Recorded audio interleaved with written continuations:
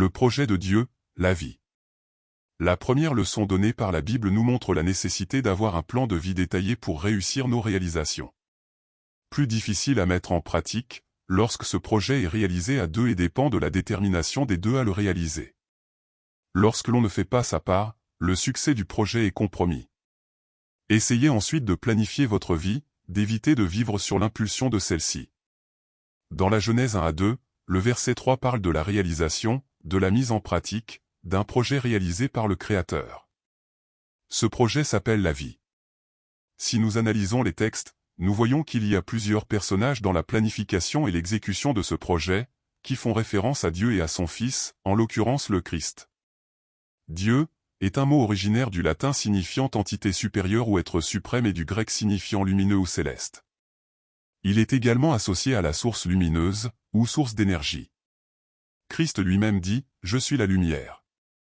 Comme tous les grands projets, le projet comprend plusieurs petits projets au sein du projet principal et, par conséquent, encore plus de projets au sein des projets plus petits ou complémentaires afin de détailler le projet. Les détails du projet visent à la perfection de l'ensemble du projet. Chacun de nous a un projet principal depuis sa fécondation, ce projet s'appelle aussi la vie. Dans le cadre de ce projet, il y a aussi d'autres projets plus petits et d'autres projets dans les projets. Ces projets au sein du projet de vie sont liés aux besoins que chacun de nous a de vivre. Tout comme Dieu a créé une solution à chaque besoin que la vie soit durable, chacun de nous a besoin d'avoir un plan pour que sa propre vie soit durable. Ce projet doit être créé avec équilibre, afin qu'à la fin, il vous soit possible de vivre et pas seulement de survivre. Ainsi, le projet doit être basé sur la réalité de votre vie, sur la réalité de l'environnement dans lequel vous êtes inséré, sur la vérité de vos besoins et non sur les illusions de la vie dont vous voulez profiter. Et le Créateur a vu que c'était bon. À chaque instant, Dieu contrôlait si les engrenages de son projet correspondaient à ce qui était désiré. Je me souviens que le projet principal est la vie, le même, pour chacun de nous, le projet principal est de vivre. À chaque étape de notre vie, il est nécessaire d'évaluer si notre plan correspond au but principal de la vie.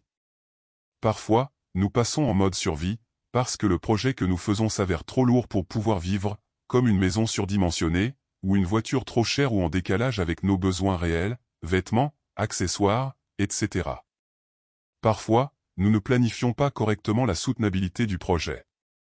Un projet déséquilibré est un projet de survie et, comme toute mauvaise conception, il est soit fixé dans le temps, soit voué à l'échec.